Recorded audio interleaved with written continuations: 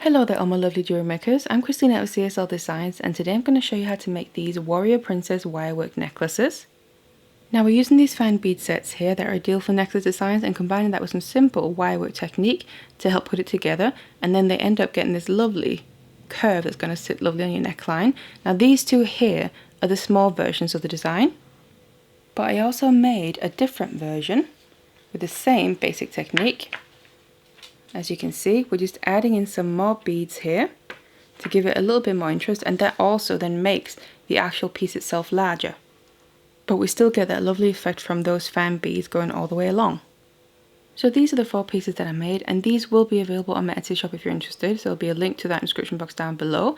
But otherwise, if you want to learn how to make them, then keep watching. So these are then the wires that we'll need. Now I have 2 different gauges of regular round copper wire. The first one here is a 1mm. This is going to be the base wire and the strength of the piece. And then here I have a 0.6mm, which is going to be the wire that will wrap around the beads. And then of course we need the rest of our materials. Now the most important thing are really these fan-shaped beads. Now the specific ones that I'm using are some blue-coated hematite ones, and you get them in these sets. So if you want to make the small version of the necklace, all you need is this set here. Now if you want to make the larger version, you'll need some 4mm rounds as well. These specific ones are rainbow coated hematite. Obviously they don't really go with them, but I'm going to use these for a different necklace where I'm going to make that larger version. And these go in between all these individual ones in the fan set.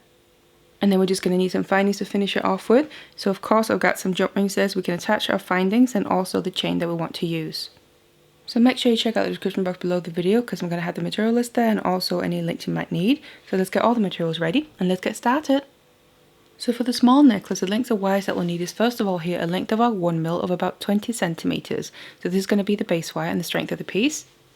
And then we'll need a length of about 60 centimeters of the 0.6mm for wrapping around the beads. So then to get started, I take my length of my 1mm first of all, and what we need to do first is make a loop on the one end here, just so we have a starting point. So I'm just going to take my chain nose pliers and go down about 5 centimeters or so, however much you need really to make your loop with. Put a bend into it, about 90 degrees.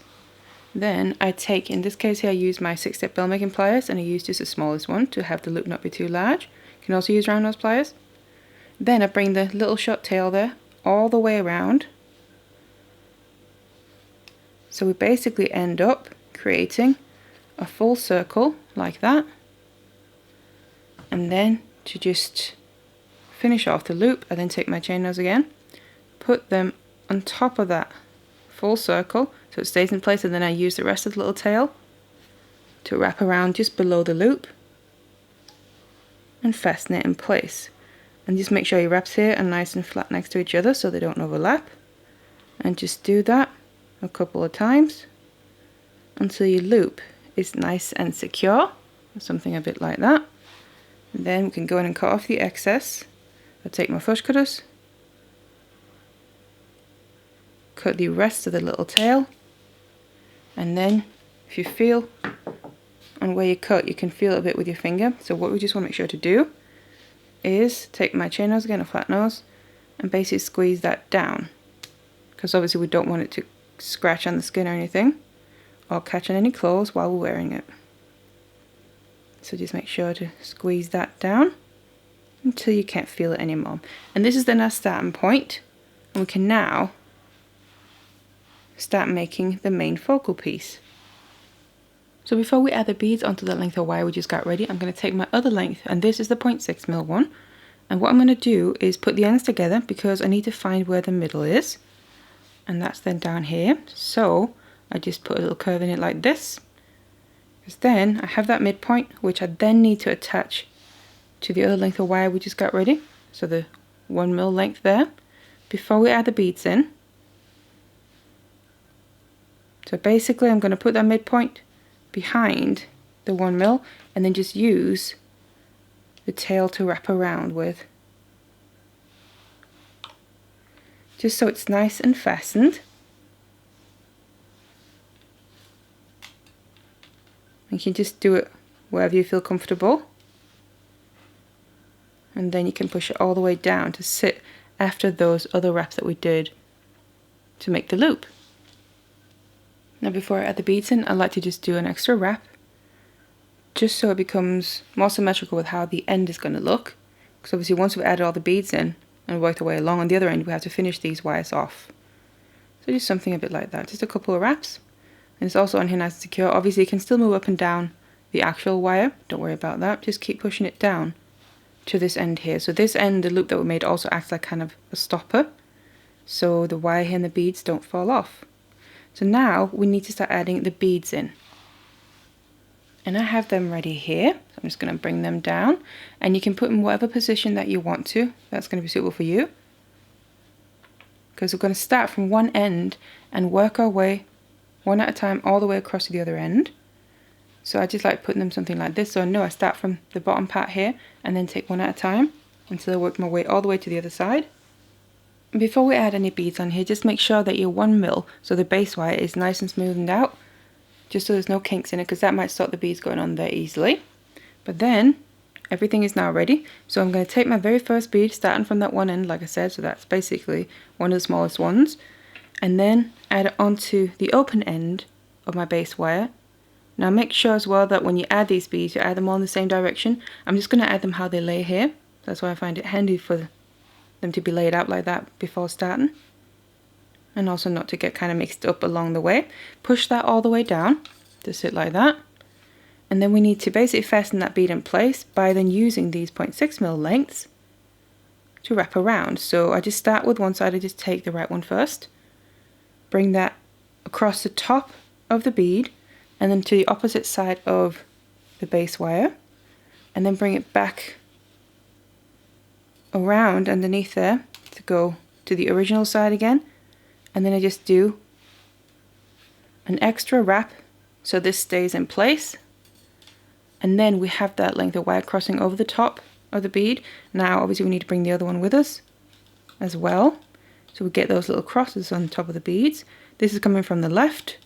I'm just crossing that over to the right, over the top of the bead, and then come back underneath the base wire, and then wrap around the extra time to secure it in place. And make sure you push those wraps as tight down as you can.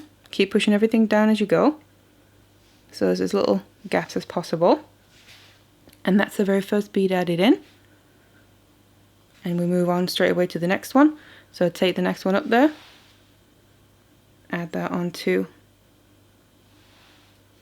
the base wire, and then that sits, you can already see then that's the next size and the graduation effect we're going to get. And then I personally like to start with the same side every time to keep it consistent. So again, I take the right side because that's what I started with before, bring that over the top of the bead, and then back underneath to wrap it around the base wire on the other side of the bead here an extra time, and capture it in place basically. And those X's or crosses on top of the beads are going to stop them from kind of flip-flopping around, because obviously otherwise they'd be able to kind of spin around on the base wire. And do the same with that left wire, bring it over to the opposite side and then wrap it around. Because as you can see on the back, we don't have any wire crossing over the bead, but we don't need to because we have that on the front that's going to stop it from moving. You can see they stay in place now, and I can't, obviously you can force them, but they're not going to just twirl around the base wire by themselves. So basically just keep going like this until you've gone through and used all of the different sizes in this graduation effect. So I now reached the final bead that I need to fasten in place, but what I also just want to mention that I forgot to say before is obviously you want to add them in the right order here, but you also want to add them in the right direction. So what I've found with these fan sets is they have a front and a back. So on the front here, you can see on the very bottom, they're slightly curved, where on the back, they're completely flat. So just pay attention to that as well, which is also why I like laying them out. So it's all ready, you can literally just take them, but just make sure you don't get it flipped around before adding it in. But then to add this final one in, this is also where we then gotta finish off these 0.6 mil lengths. So I do the same thing as before. Bring the right one over to the left and wrap it around an extra time on the back. And then the left one goes over to the right. So we get that cross over the bead and then wrap it around an extra time. Just like that. And there, that bead is now fastened in place. So what we're going to do now is actually cut off the excess, because obviously these will be kind of in the way if we wear them like this. So I'm flipping it around to the back here, Then I'm going to get my flush cutters, because obviously we need to make sure we can tuck the ends away. So because we did that extra wrap with this wire, we can actually cut them off as they are. So I'm just going to do one at a time, go in and cut off right down where that wrap finishes. Something like that. And then just while I'm at that one, I then squeeze down the end, because it's the same principle. When you cut it off, you're going to be able to feel a little end sticking out. You want to make sure you squeeze that down and tuck it away with your chain nose pliers. So obviously we can wear it comfortably. So that one's done. The same with the other one. Cut off the excess close to that final wrap. And then just remember to squeeze it in.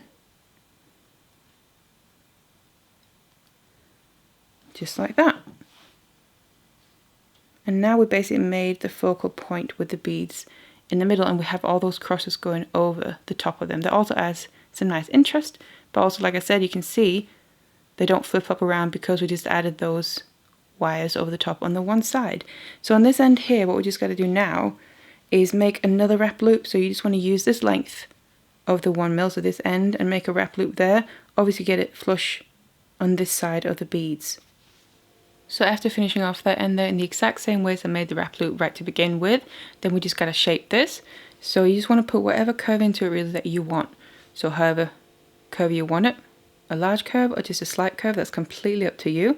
And then as you can see, as you do that, the beads kind of spread out a little bit and also add an even nicer look.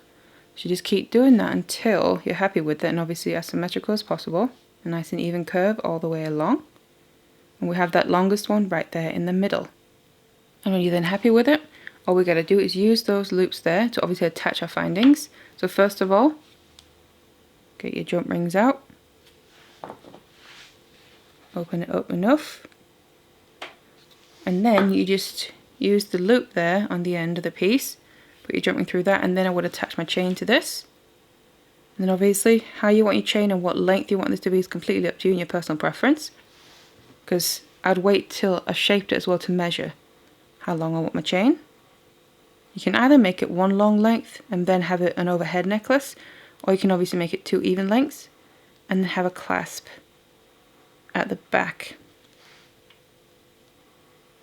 And just grab onto that properly and close that jump ring back up.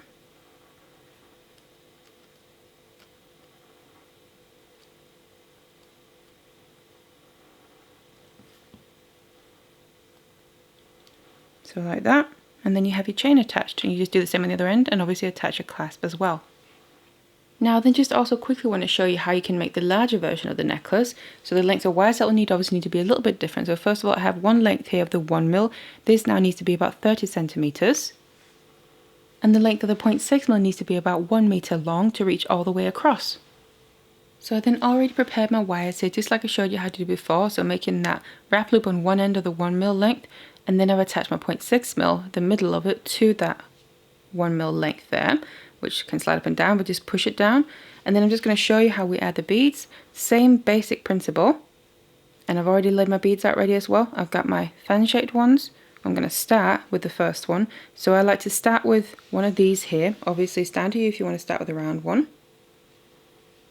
Add that onto the length. And let it drop all the way down, so, and then hold it in place there. Then make your cross on top of it. Remember that extra wrap above the bead. And then the other side, bring that to the opposite side, over the bead there, and do that extra wrap after it.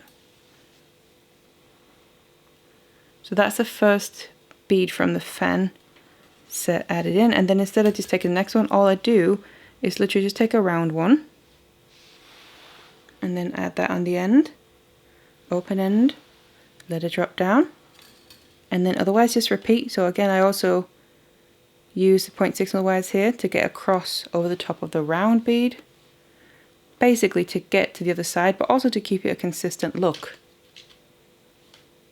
Make that extra wrap. So So these round beads basically just help space it out more.